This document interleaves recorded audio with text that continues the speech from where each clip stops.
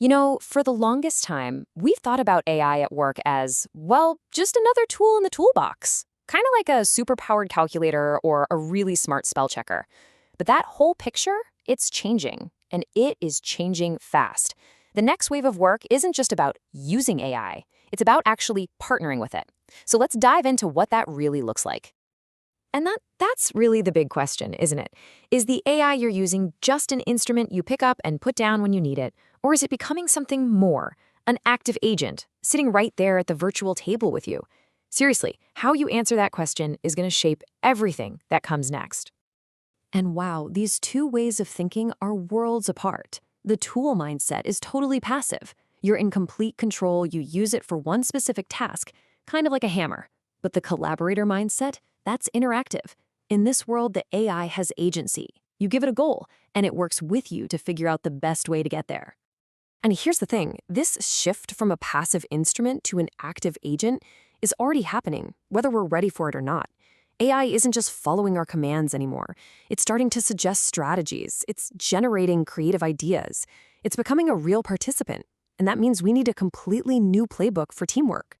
So to understand this new playbook, we've got to zoom out and look at the whole system. Because it's not just about you and the AI working in a vacuum.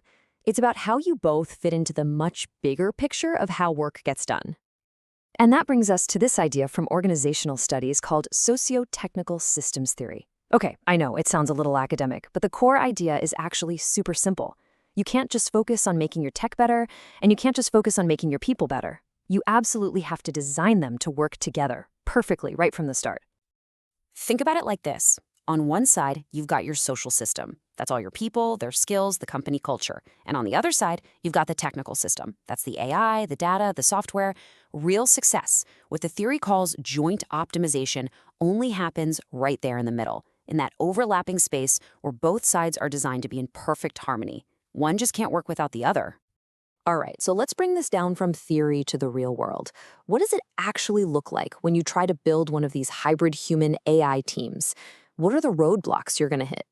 Well, researchers who studied real companies doing this found the same problems popping up over and over. Teams had no idea who to even hire because the skills were so new and undefined. There's a huge lack of expertise in these new AI technologies. And here's a big one. Companies were jumping on the latest AI trend without a real business case, only to find out way too late that their data was a total mess. But the teams that were actually crushing it, they all shared some key practices. They tested ideas out really fast with quick prototypes instead of getting bogged down in endless planning. They set up quality gates. These are clear checkpoints where a human has to sign off on the AI's work. They put a ton of effort into curating their data. And, this is crucial, they always started by analyzing the business process first, not by chasing the shiny new tech. And the big insight from all these studies was this really fascinating shift in focus. See, in the early construction phase of a project, it was all about getting the tech, the architecture, and the strategy right. But as soon as that system went live, during the execution phase, success became all about the people, how they collaborated, what skills they had, and how much they trusted the system. And that word right there, trust, is probably the most important and honestly the trickiest piece of this whole puzzle. Because if you don't have trust, the entire system just falls apart. This quote just nails it. Our trust in an AI collaborator is incredibly fragile. Research shows that we are way more affected by one single negative experience, like one bad suggestion from the AI, than we are by a dozen positive ones. One little mistake can sour that relationship for good. And it turns out, how we manage that relationship makes a huge difference. Look at this data on leadership styles. When a human leader treated their AI partner collaboratively, the team was nearly 3.5 times more likely to succeed. But with an autocratic, just do what I say leader, the team was almost twice as likely to fail. You just can't boss around your new AI colleague and expect good results. So the goal is to find that perfect sweet spot of trust, right? You have to avoid two big failure modes. On the one hand, you've got overtrust or misuse. That's when you just blindly accept whatever the AI tells you without thinking critically, which can lead to massive mistakes. But on the other hand, you've got undertrust or disuse. That's when you're so skeptical that you just ignore everything the AI suggests, which, well, it defeats the whole purpose of having it. So what actually shapes our trust? Researchers point to three really critical things. First is your predisposition, the biases you bring to the table before you even start. Second is perception, how your opinion changes as you get more hands-on experience.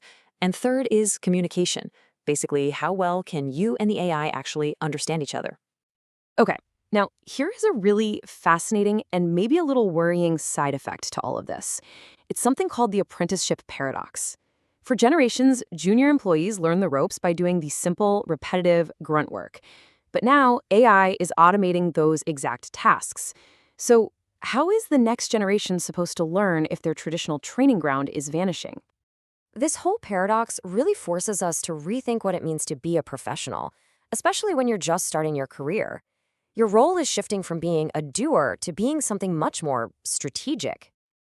So say hello to the AI orchestrator, or if you're in a creative field, the designer arbiter.